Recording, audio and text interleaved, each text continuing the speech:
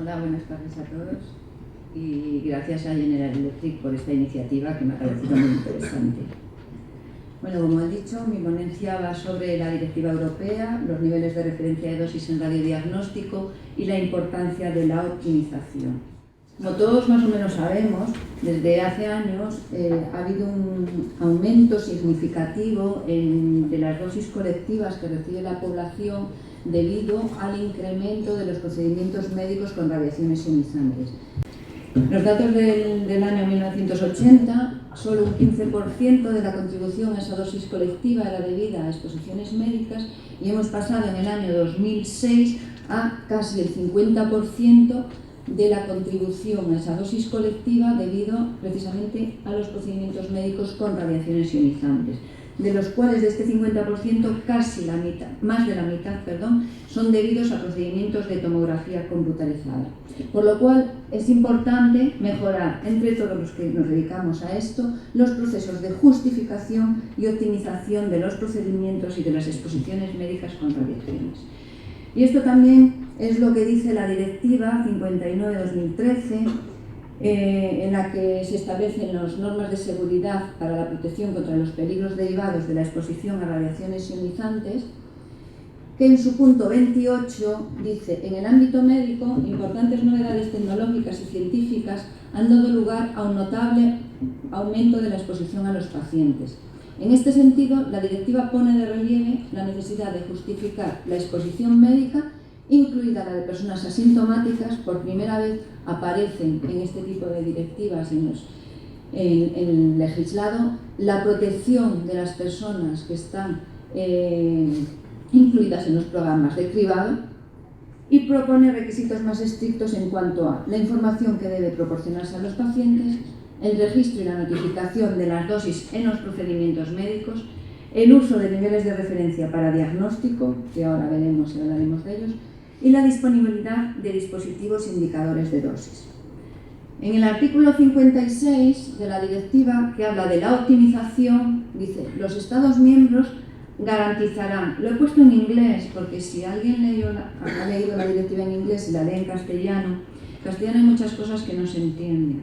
Entonces, el objetivo de la directiva es garantizar, y precisamente en los artículos de la directiva que aplican directamente a sanidad son 12, del 54 al 65, y precisamente en estos artículos unas veces Schaden Sur se traduce por garantizar y otras por velar, y no es lo mismo.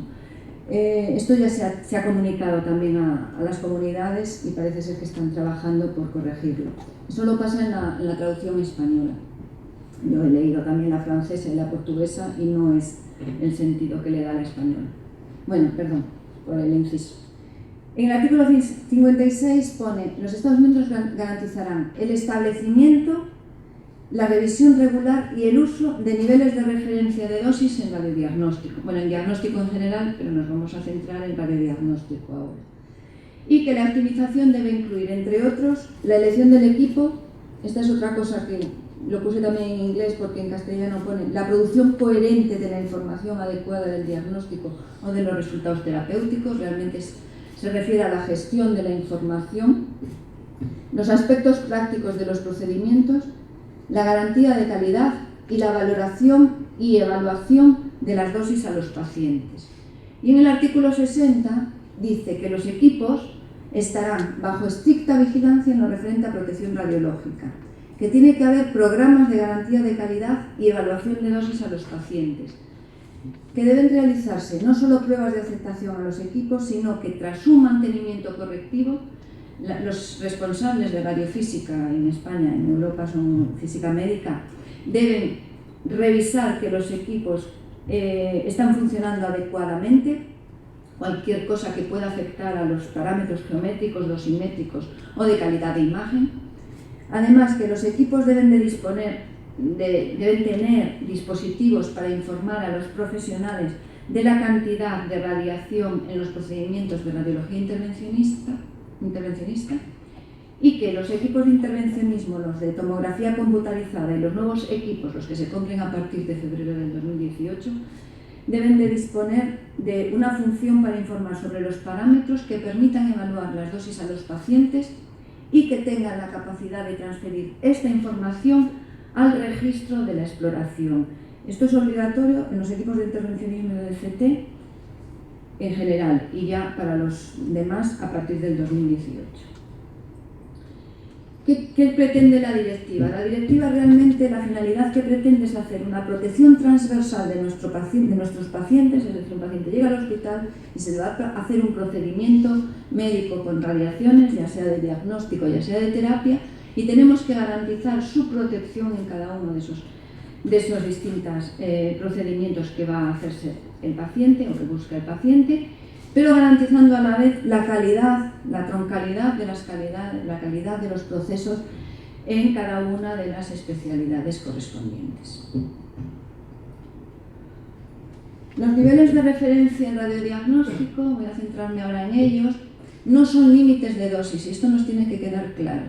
Los pacientes, por sus características clínicas o físicas, pueden superar esos niveles de radiación. En el procedimiento que estemos realizando, podemos necesitar superar esos niveles y no hay ningún problema. Obviamente no es lo mismo hacerle un escáner, bueno, he puesto el gordo y el flaco para verlo, ¿no? Al gordo que al flaco. Lo que se establece en estos niveles de referencia como el tercer cuartil, el percentil 75 de una distribución amplia de dosis, teniendo en cuenta una amplia muestra de centros, y lo deseable es estar en el percentil 50. Pero lo que son los niveles de referencia y tal cual se establecen es en el percentil 75, es decir, nosotros debemos estar por debajo de ese percentil. Si el 75% de centros puede hacer ese procedimiento con esos niveles de dosis, ¿por qué nuestro centro no lo puede hacer? Con lo cual, estos niveles de referencia lo que nos van a ayudar es a optimizar nuestros procedimientos, nos van a ayudar a analizar e identificar las causas en caso de superación y aplicar niveles de acción cuando nos esté cumpliendo el principio de optimización. Y para ello, para establecer estos niveles de referencia, se utilizan los indicadores de dosis. Los indicadores de dosis no son valores de dosis a pacientes individuales, y eso también nos tiene que quedar claro. Nos sirven para compararnos, nos sirven para saber por dónde estamos, pero si queremos calcular la dosis a un paciente concreto por un embarazo, porque el tiempo de fluoroscopia ha sido muy elevado, porque se le han hecho muchos procedimientos, tenemos que recurrir al radiofísico para que calcule y nos dé una estimación de la dosis que ha recibido ese paciente. Estos indicadores de dosis se establecen en radiología convencional, como la dosis en la superficie de entrada, que se mide en miligrays, o el producto de dosis por área, en miligrays centímetro cuadrado. En mamografía es la dosis entrada en superficie y la dosis glandular, que es el tejido glandular es el de mayor riesgo, por eso se usa la dosis glandular media. En fluoroscopia hablamos del producto de dosis por área también, y en tomografía computarizada se habla del índice de dosis en tomografía computarizada y la DLP, la dosis por unidad de longitud. Pero que quede claro que los niveles de referencia no son límites de dosis y tampoco son dosis a pacientes individuales. Los niveles de referencia en radiodiagnóstico los debemos de establecer para adultos y para pediatría. Y dentro de los pediátricos debemos de separar también, así lo dice también la IFRP y las publicaciones europeas, por edad, tamaño y peso. Obviamente no es lo mismo, sobre todo en la adolescencia, que hay tanta variedad de tallas y eso. Yo he puesto porque es un niño que mide 2 metros frente a los compañeros que miden todos, pues son de 12 años, ¿no? Para tenerlo en cuenta. Salió publicada recientemente, en el año 2014, la publicación 180, son divididas en 2 partes. La parte 2 habla de los niveles de referencia en 36 países europeos y establecen los niveles, bueno, ahora lo veremos, los niveles de referencia, habla cómo establecen los países los niveles de referencia, que es la tabla de la izquierda, como no se ve el puntero, y habla, bueno, ve abajo que pone España. España se establece sus niveles de referencia y están bajo su propio seguimiento, así es como lo dice la ley ahora mismo en España. Y para pediatría ni siquiera pone desconocidos, no, realmente en España no hay valores de referencia establecidos en pediatría. Y en general en adultos vamos a ver en qué. Estos son los niveles de referencia, esos son los países que han introducido en la muestra. En España se basaron en el proyecto DOPOES, que supongo que alguno de ustedes lo conoce, de Málaga. Y los valores de referencia en los que aparece España son esos de ahí, y si se fijan, que son para radiología convencional y mamografía, bueno, no se lo sabrán ustedes de memoria, pero son los valores que están en el Real Decreto del año 99, y desde entonces ha cambiado mucho las cosas, con lo cual estos valores han bajado significativamente. Estamos hablando de que en aquel entonces estamos en película pantalla y ahora con radiología digital pues las cosas han ido evolucionando. Sin embargo, ni en fluoroscopia ni en CT aparece España ningún valor de referencia. Aparecen otros países, pero no España. ¿Y por qué necesitamos nosotros establecer niveles de referencia y por qué nos viene bien? Yo he puesto aquí valores de un hospital que está bajo mi área, el área de mi servicio asistencial, y he puesto unos estudios concretos, porque me interesaba ponerlos, ¿no?, en donde se superaban valores de referencia. Y he puesto el CTDI, son procedimientos de tomografía computarizada, el CTDI, el índice de dosis en el CT, y la DLP, la dosis por unidad de longitud. En Peñascos, por ejemplo, cuando empezamos, esto fue de forma rudimentaria, porque mirando cabeceras DICO, nosotros no teníamos en aquel entonces un sistema automático de registro de dosis. Esto está ayudando mucho también a registrar y a ver por dónde andamos, se están introduciendo ahora mismo en los hospitales. Esto lo hemos tomado a mano, ya digo, y vimos que los Peñascos nos íbamos nos íbamos del CTDI y de la DLP bastante, más de un 50%. Los niveles de referencia que he puesto es el de los ingleses, porque los ingleses del año 2010 tienen muchos estudios publicados, es quizá los que tienen más procedimientos publicados con niveles de referencia. Entonces, ¿qué vimos? Cuando empezamos a analizar, vimos que en Peñascos estaban utilizando 140 kilovoltios. Hablamos con los radiólogos, se bajó a 120 kilovoltios, los radiólogos incluso vieron mejor las imágenes, y entramos en CTDI, ya estamos por debajo de los niveles de referencia. Sin embargo, en DLP no, porque los radiólogos consideran que la longitud que están dando en el escáner es la que ellos necesitan. Esto es importante remarcarlo porque para establecer los niveles de referencia y para optimizar los procedimientos es un trabajo en equipo. De nada sirve que venga el físico a registrar y me diga, ya está el físico aquí midiendo, ya me está diciendo qué tal. Si el radiólogo no se conciencia de lo importante que es, si no se conciencia y no evalúa también y sabe y conoce las dosis que se están dando en su departamento, y si no implicamos al técnico, que al final es el que está en la máquina y es el que tiene la potestad de cambiar los procedimientos. Y tiene también que ser consciente de la importancia de estas cosas.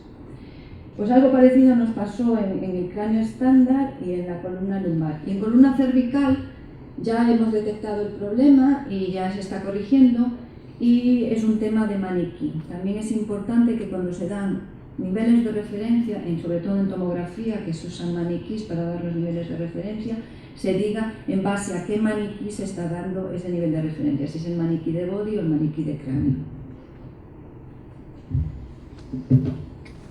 Por tanto, si nosotros tenemos los niveles de referencia establecidos y los superamos de forma constante, debemos de revisar nuestros procedimientos y ver si necesitamos optimizar nuestros protocolos. Y eso es lo que dice el artículo 58 de la directiva, que si se superan de manera constante, se revise y se planteen niveles de acción inmediata. Es decir, nosotros tenemos que registrar para conocer, para comparar, para evaluar y para poder optimizar.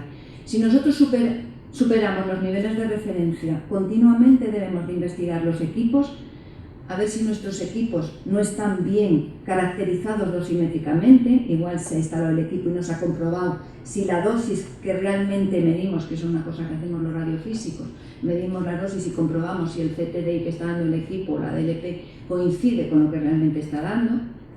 Si están optimizados nuestros procedimientos y el personal también. Hay que también revisar al personal y ver si las técnicas, si hay algún técnico que que eso sí pasa, y a nosotros nos pasa a veces en que el técnico cambia los parámetros pensando que está optimizando y bajando dosis y al final pues es peor el remedio que la enfermedad, ¿no? Como dicen por ahí.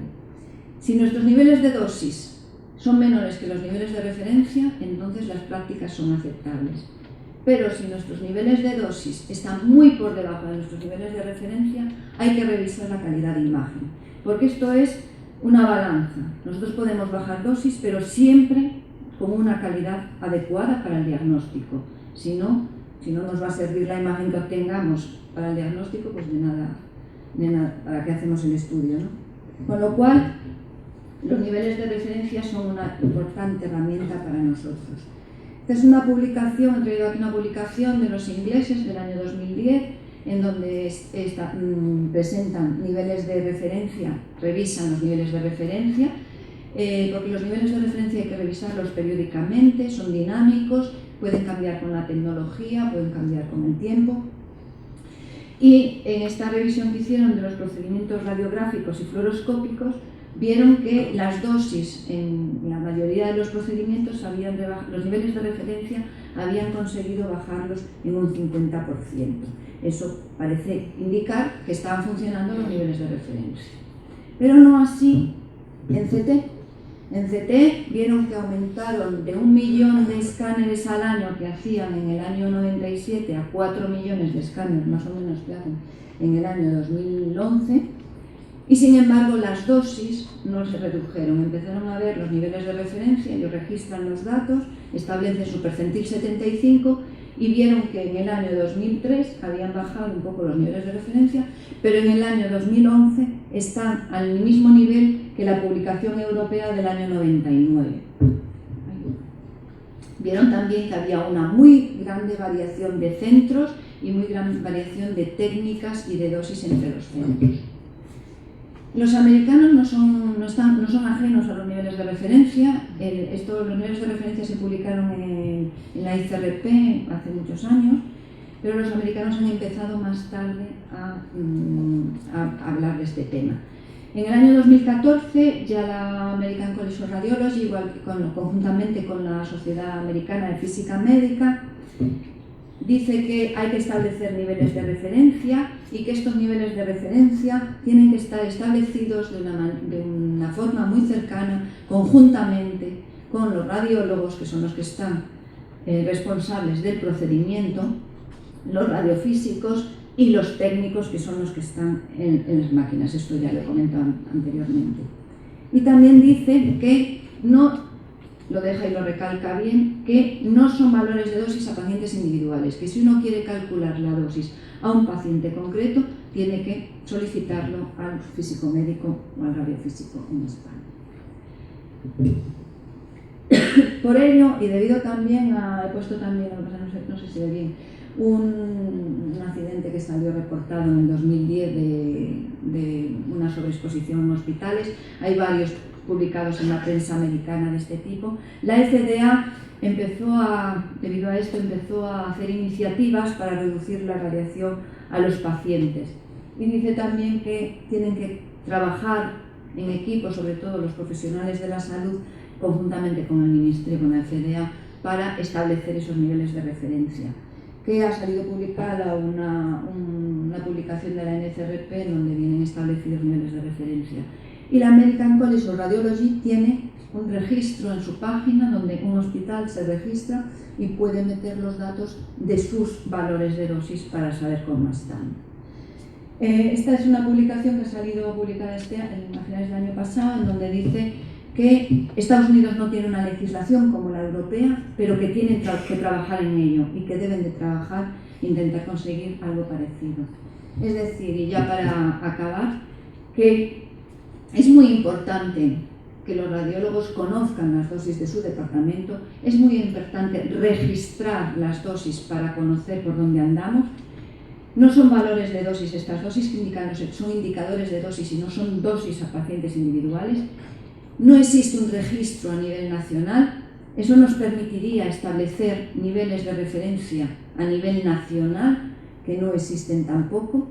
Esos niveles de referencia, recalcar que no son límites, Y eso, unido a la concienciación y al trabajo en equipo de todos los profesionales implicados, nos va a ayudar a dar a nuestros pacientes lo que buscan, que es calidad en su procedimiento, en su proceso diagnóstico terapéutico, así como su seguridad. Optimizar los procedimientos y dar a los pacientes la mínima dosis compatible con una alta calidad de imagen para el diagnóstico.